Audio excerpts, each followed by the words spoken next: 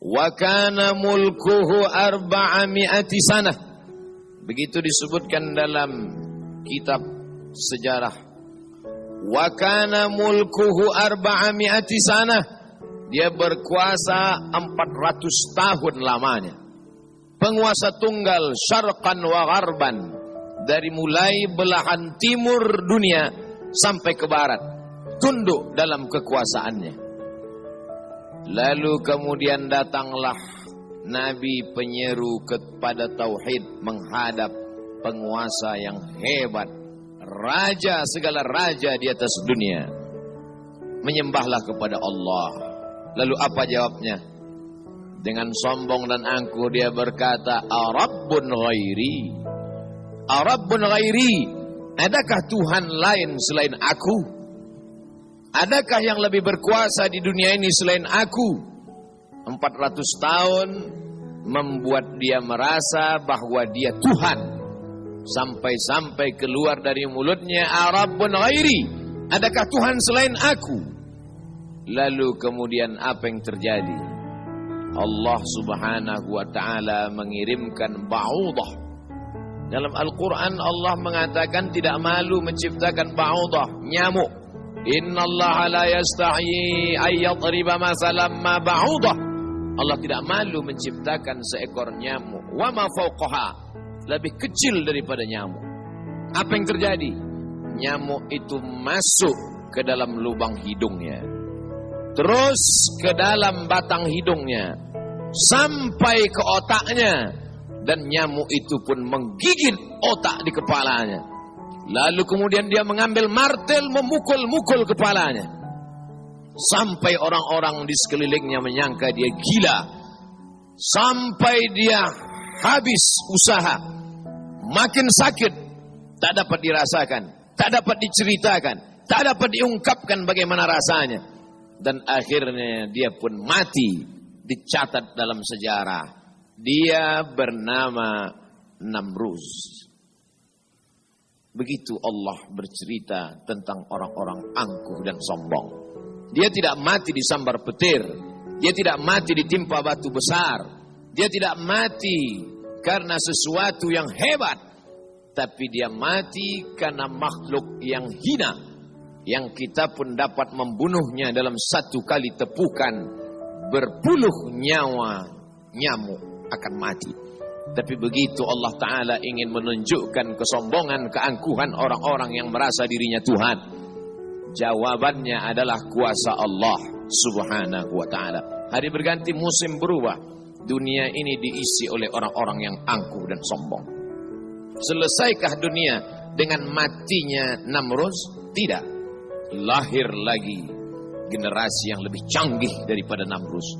Lebih kejam daripada Namruz. Apa yang dia lakukan? Yuzabbihuna abna'ahum wa yastahyuna nisa'ahum. Lebih sadis daripada Namruz. Anak laki-laki disembelih hidup-hidup. Anak perempuan dibiarkan karena tidak melawan. Anak laki-laki yang dia nampak dalam mimpinya akan menarik mahkota kekuasaannya. Anak perempuan dibiarkan melahirkan.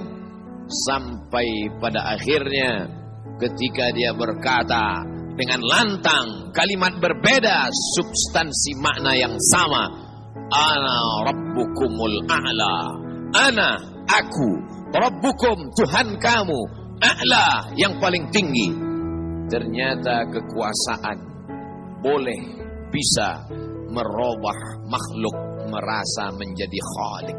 Orang kalau sudah terlalu lama berkuasa, melihat manusia tertunduk-tunduk ketakutan, maka berubah dalam dirinya, berkata, kaulah yang paling berkuasa, engkau adalah Tuhan. Itu pernah terjadi pada Namruz dan menular kepada Farao. Al-Quran menyebut dia Fir'aun. Ana, aku, Rabbukumul a'la, Tuhan kamu yang paling tinggi. Bagaimana cara Allah mematikan Fir'aun? Diceritakan dalam Al-Quran. Falamma adrakahul gharaqu, ketika dia tenggelam di tengah laut merah, masuk air itu ke dalam tenggorokannya dan masuk ke dalam lehernya, terus ke dalam, dan masuk ke dalam paru-parunya. Sebodoh-bodoh anak kecil tidak akan ada air masuk ke dalam paru-parunya. Anak kecil yang belajar minum, kalau sampai air masuk ke dalam saluran nafasnya, dia pasti akan tersedak. Tersedak adalah kuasa Allah. Kenapa? Karena ada saluran nafas, ada saluran minum. Udara tidak akan mungkin diisi air, karena kalau sampai air masuk ke saluran udara, maka hancurlah paru-paru. Allah ciptakan satu kuasa bernama tersedak. Tersedak adalah kuasa yang paling ringan. Anak kecil yang tak ada daya upaya pun pasti akan tersedak. Tapi Allah ingin menunjukkan kepada Fir'aun, jangankan untuk menggenggam dunia, jangankan untuk membunuh Musa, jangankan untuk mengejar Bani Israel, untuk tersedak pun kau tak kuasa, wahai Fir'aun. Apa yang terjadi? Fir'aun mati. Kenapa Allah mematikan Fir'aun dengan air? Kenapa tidak dengan batu? Kenapa tidak dengan petir yang menggelegar? Mengapa dengan air? Karena dulu bayi yang tak berdaya itu dihanyutkan ke tengah air. Wa auhayna ila ummi Musa. Kami wahyukan, kami ilhamkan, kami bisikkan ke hati ibu Musa. An ardi'ihi, susukan anakmu. Fa in khifti alaihi, kalau kau takut anakmu ini akan disembelih Fir'aun, fa alqihi fil yammi, hanyutkan dia ke sungai. La takhafi, jangan kau takut. Wala tahzani, jangan kau sedih.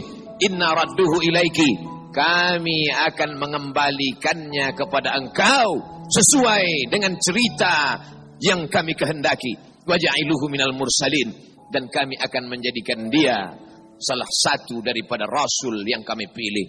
5 di antara rasul itu, salah satunya adalah Musa alaihi salam. Musa, bayi yang tak berdaya, dicampakkan ke laut, dicampakkan ke sungai Nil, selamat. Bayi yang tak dapat berenang, bayi yang tak ada kuasa, bayi yang tak ada daya upaya, selamat di atas air.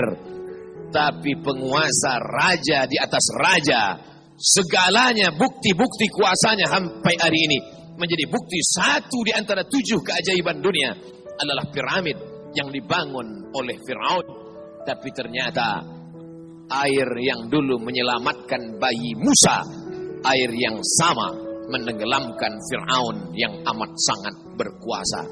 Sekali lagi Allah ingin bercerita kepada manusia bahwa mudah bagi Allah melenyapkan makhluk-makhluk yang sombong, yang merasa diri gagah perkasa, manusia yang terkena penyakit amnesia, terlupa bahwa dia hanyalah makhluk, paru-parunya ciptaan Allah, udaranya titipan Allah, hembusan nafasnya dan tarikannya semua atas kuasa Allah.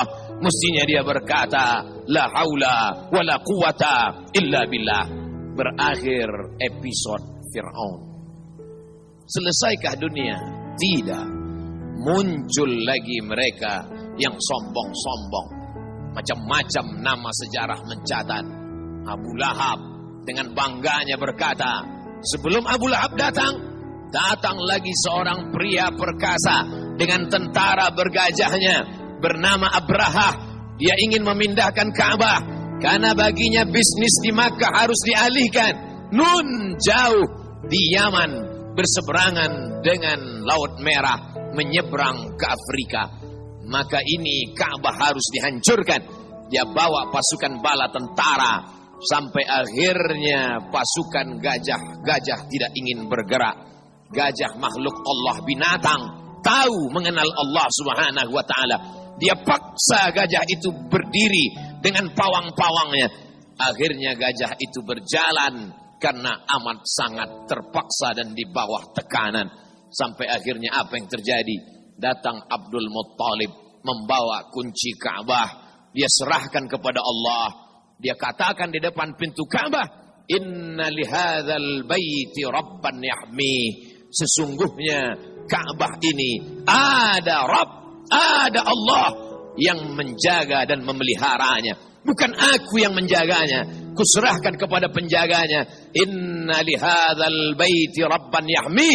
Sesungguhnya Ka'bah ini ada penjaganya, kuserahkan dia kepada engkau ya Allah. Apa yang terjadi?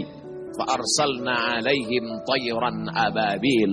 Kami kirimkan kepada mereka burung ababil yang dibawanya tarmihim, melontar, melempar mereka pasukan Abraha bergajah bihijaratin, dengan batu-batu min sijil, yang dipanaskan di atas api neraka. Apa yang terjadi pada pasukan Abraha?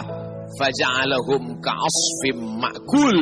Mereka seperti daun-daun yang dimakan ulat.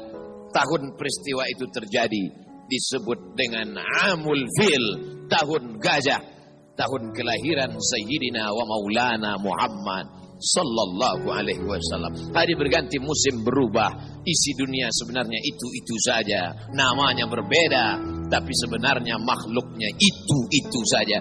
Dia pernah bernama Namrus, dia pernah bernama Fir'aun, dia pernah bernama Abraha. Selesaikah dunia? Belum.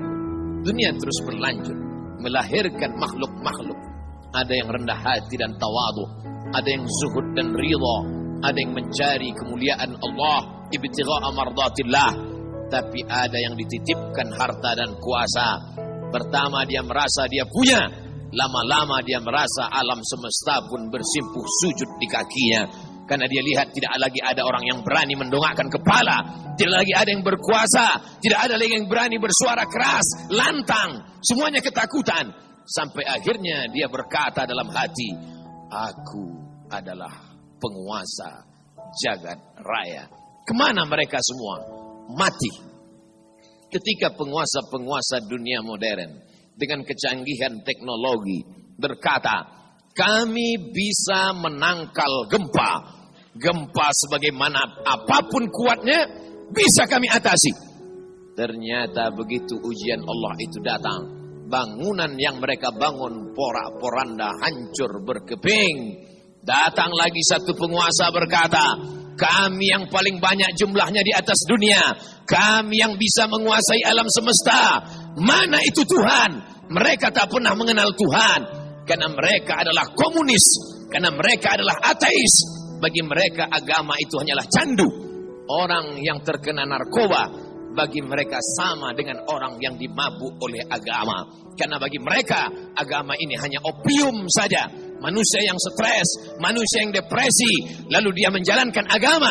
Agama bertentangan dengan komunis, agama bertentangan dengan keyakinan ateis. Tidak, Tuhan, keyakinan ateis, keyakinan yang meyakini tidak ada Tuhan. Mana itu Tuhan? Tidakkah kita melihat ucapan mereka sama seperti ucapan Fir'aun?